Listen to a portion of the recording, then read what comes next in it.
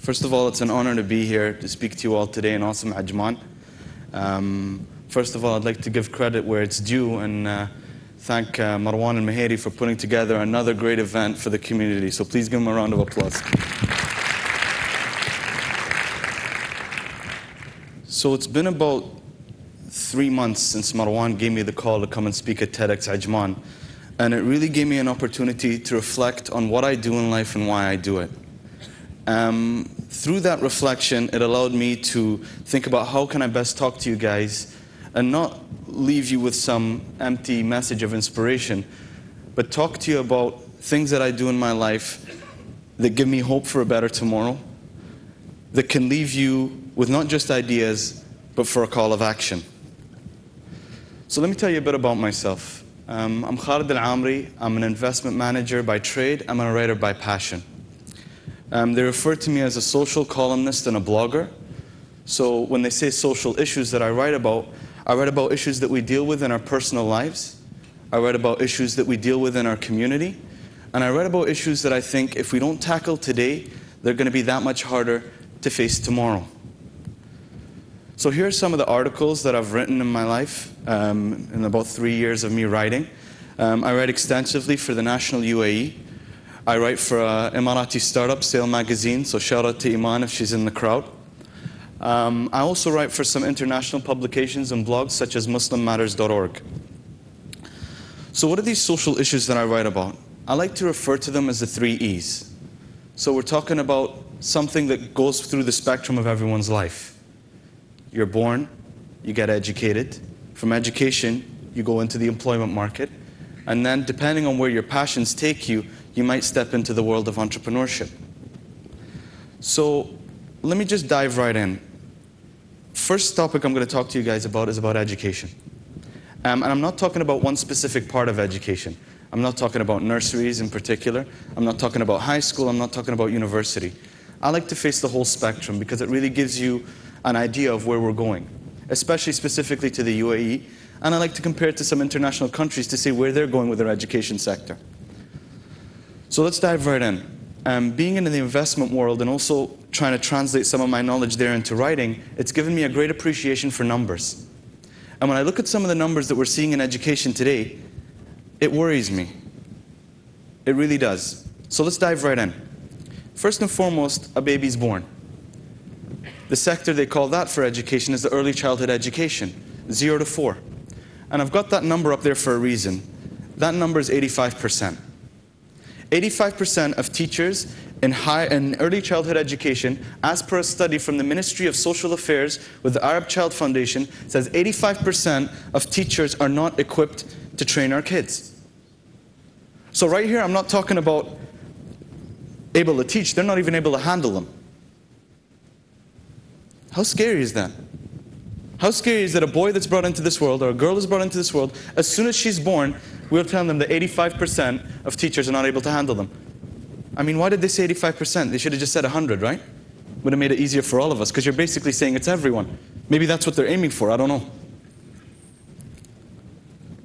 So what happens is, this carries on throughout their life, because research has shown that the early childhood education sector from 0 to 4 is the most critical time of their life. Even to the point that it dictates where their future is going to end up. And we're telling them no, it's 85%. So when I was doing my research, I basically wanted to do interviews with different people. And my research stopped with one interview. I was taking my son to a nursery, and I thought, let me speak to a few of the parents and see how they feel about this. So I asked one mother, do you know that the studies come out that says 85% of teachers aren't able to handle kids? And her answer still rings in my head today. She said to me, it's all right. They usually turn out okay. They usually turn out okay. Two things with that sentence, right, ladies and gentlemen? Usually, so in an ideal world, if things go okay, it'll be fine. And second, that really hurt me as a father, is okay. Just okay. Not excellent. No, we don't want that. We don't want thought leaders. We don't want leaders of the new generation. We're happy if they're just Okay, so we're saying at the very start of their lives, we as a people are happy with mediocrity. And how can we fight for excellence if we settle for mediocrity at the very stages of their life? So what we have, ladies and gentlemen, are little boys and girls with no voices. Whereas if they had a voice, they would say 2 words: help me. And this isn't a government issue that we're talking about here. People in society wouldn't settle for 85%. We as a people are settling for 85% because we send our kids to these schools. We allow it to happen. So it's up to us to go to the regulatory authorities. It's up to us to not accept nurseries that take these type of digits. Because what happens is this continues. It doesn't stop there. And let me show you why. High school. 1 in 4 Emirati males drop out of high school. When the girls get involved, it's 1 in 5. So thank you, women, for bringing that ratio down just a little bit. But at 20%, no applause. No, it's still nothing to be proud of. It's still nothing to be proud of. And why is that? Why do we have so many kids dropping out of high school? Well, some of the reasons, I think, is there a big push from the government to get Emiratis in certain workforce. So it's easy for a 17-year-old to just drop out of high school and get a good job. He's living with his family, 18,000 dirham a month, finance a good car, life is good, huh? For now. But what happens in the future? But I know what these kids are thinking. It's okay to be just okay. And it filters down even more. Let's move on to some of the higher education institutions from around the world. When I embarked on my journey for graduate studies, one of the things that I wanted to do was, through my application process, is find other Emiratis that have gone to top-notch institutions in the world. And trying to find an Emirati that had graduated from these places was like trying to find a needle in a haystack. Why? Why are we developing as a country to become one of the leaders in so many industries, but we won't go to institutions that will make us leaders for these industries tomorrow? What's going on? I think I know the answer. Maybe we think it's okay to be just okay. Let tomorrow solve itself, huh? Because they're there for the taking, ladies and gentlemen. I've been on that journey. We have some ladies in the audience that are going on that journey who've been to these schools and have told us that it's just a step away. And the thing that worries me is that we need to get into these schools to become more equipped for what tomorrow's got for us. It's critical. It is really critical. And let me show you why. I go into my next topic, which is the employment market. So everyone gets educated to a certain degree, then they get a job, right? So ladies and gentlemen, I just want to warn you before I go on, what you're about to see is pretty scary. All right? So if you want to close your eyes, close them now. But please brace yourself. This is what I see.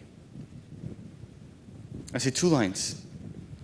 I see a country developing into one of the most knowledge-intensive countries in the world, and I see an education sector not feeding the employment market the people it needs to keep it going. That's what I see. You can't tell me with the numbers that we're seeing in all the education sector that they're keeping up with the country. It doesn't make sense. So what happens? What happens when you see something like this happen? Every social instability around the world, and some that we've seen in our immediate neighbors, have been because the education sector has not kept up with the country's development. I repeat, if we don't have a society to keep up with the way the country's developing, people get left behind, people get lost. The country goes one way, the people go another. And what happens? What happens if you're not educated enough to keep up with the country's development? One thing is unemployment. And the gap gets wider. Thank you. Unemployment happens. Think about it, unemployment. UAE has a 13% unemployment rate. Unemployment grows. What comes from unemployment? Poverty. What happens from poverty? Crime. And if we don't tackle these issues today, they'll get to the point where we can't handle them tomorrow. So why is that gap not filling? Why are people not keeping up? Because the country's given us every opportunity, Every time one of these big knowledge-intensive things, whether it's aerospace, whether it's technology, whether it's renewable energy, the first thing they do is they slap on a sponsorship agreement for any Emirati who wants to learn that sector to go and get educated to the highest of their abilities. So whose fault is it? Education? But I think it's ours. I think it's society's. But I'm optimistic. I have to be somewhat optimistic. We can't lead the next age if we're not optimistic. So I see people waking up. I must admit. You're all here on a Saturday afternoon to learn a bit more about what people are doing. I think you're all optimistic. So if we're driving this economy, I see something nice happening. I see this. This is people who are employed up and down the spectrum, who are educated, who are filling that gap. An economy is growing, a country is going, people are employed, life is good. Right? But it doesn't end there. There is a bit of pessimism in all the optimism. It's what happens when this happens. What happens when people continue to have babies, where our population booms? Because it's happening in the Arab world, ladies and gentlemen. They say by 2020, the Arab world will have to create 60 million jobs. 60 million jobs. I'm scared. 80% of the people in the Gulf are employed by the government. How many more jobs can the government create? It's not an endless supply. It has to stop somewhere, right? And this is where I feel that we have an answer to that problem. An immediate answer is what I like to call the Great Arab Hope, which moves me on to my third topic, which is entrepreneurship. It's something I read about extensively, not just because I have a passion for it, and I believe it's an alternative to where we're going as a country, but I just don't think we get it. I just don't think we understand the urgency. Our leadership does. Our leadership does. Sheikh Mohammed bin Zayed yearly visits the Khalifa Fund exhibition, and when he walks through there, I've never seen a smile shine so bright. He loves it. But we don't get it for some reason. And let me say something, I don't think it's our fault. Right? I believe there's a reason, and it's based on a theory that I have. There's a university professor in America called Abraham Maslow who has the hierarchy of needs, where what happens is at the very bottom of the hierarchy, people are looking to get food, people are looking to get water, people are looking for certain things to survive. Once they get that, the natural order is to move up, correct? You would move up to safety, you would move up to social belonging and love, you would keep moving up. It's the natural order of things. You do good at something, you want a bit more. So what happened in this country is we got pushed up quite fast. With the great oil boom, we got pushed up. The government was generous, gave us the money that we needed, gave us the housing that we needed, gave us the jobs that we needed. So what should naturally happen is when people get up to that level, they should strive to create more, right? A government can give you your job, a government can give you a house, but they're not going to give you a passion. They're not going to say, here's what you need to do in life. No, that's something we have to find for ourselves.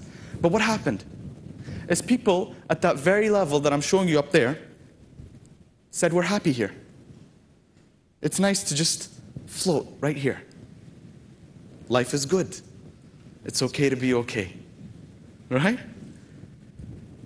But what makes me upset is that people that are up there floating don't realize that the future generations will have to leave with the reality of the situation they leave behind. We don't live just for ourselves, we live for tomorrow and the future generations. So I have a question to all these people who are floating there. What happens if it all goes away? You can't tell me at the rate of innovation, at the rate of technology, with clean technology, with renewable energy, with the global warming issue, that oil will still have the significance 50 years down the line. It just doesn't make sense. So what do we do then? If you look at some of our neighbor governments, they're saying we're no longer going to be a contributor. We're not going to pump this economy up anymore. We're going to be a regulator. We're going to sit here and make sure things are going good. The business is going freely. Can I get a little more? A few more minutes? The things are going freely, things are going okay. But that's a good thing. It's nothing to be scared of. Because what that does when a government says, I'm going to take a step back and let the people be the people, is they say it builds the building blocks and a foundation for a better tomorrow. It empowers people, it starts self-reliance, people rely on people to develop an economy, and they contribute back to their government, rather than it going one way. It's a fit solution. And what happens when you build those foundation blocks? People are quick to dismiss the West. People are saying, yeah, America's dead, they don't have the economy that they had, Europe's going down. But how low can they go? How low can they go? They've been through one of the worst financial crises ever in the history, and they're still standing. What if that happened to us? We need to create as much value and build those foundation blocks for tomorrow, because what that does is it builds more foundation, and the future generations of tomorrow have nothing to do but else go up and find their calling and their self-actualization and their dreams. And those are the future that we need leading us tomorrow. It's the only way forward, ladies and gentlemen. Now, I've spoken to you all about what I write, but I think what's more important is why I write. And there's a short story about a young Canadian boy named Craig Kilberger, who was going to school one day and read an article in the Toronto Star about a young Pakistani boy named Iqbal, who was forced into child labor at the age 4, who escaped child labor and became a child activist, and then was subsequently murdered at the tender age of 12. So Craig Kilberger, who read the story about this young Pakistani boy, got motivated and angry at what happened and said, I'm going to do something about this. So he went to school that very same day and started the 12-year-olds for 12-year-olds organization to raise child awareness. That campaign today is known as Free the Children. One of the most globally recognized campaigns, and Craig Kilberger is one of the most globally recognized activists for child care in the world. All because he read one story. The lives of millions of children around the world have changed forever because one boy read one story. Now, ladies and gentlemen, I can't sit here and tell you how to lead your lives. And I can't tell you to go away here and do anything that you don't want to do. But one thing I'd ask of you all is to look around this room and understand that our success is interdependent. We rely on each other. Human cooperation, whether it's for good or for bad, is one of the greatest forces known in the world. So it's through my hope, while I raise awareness about these social issues that we face in our life, that someone will read my stories and say, I want to change the world. It takes one story for one child. Thank you.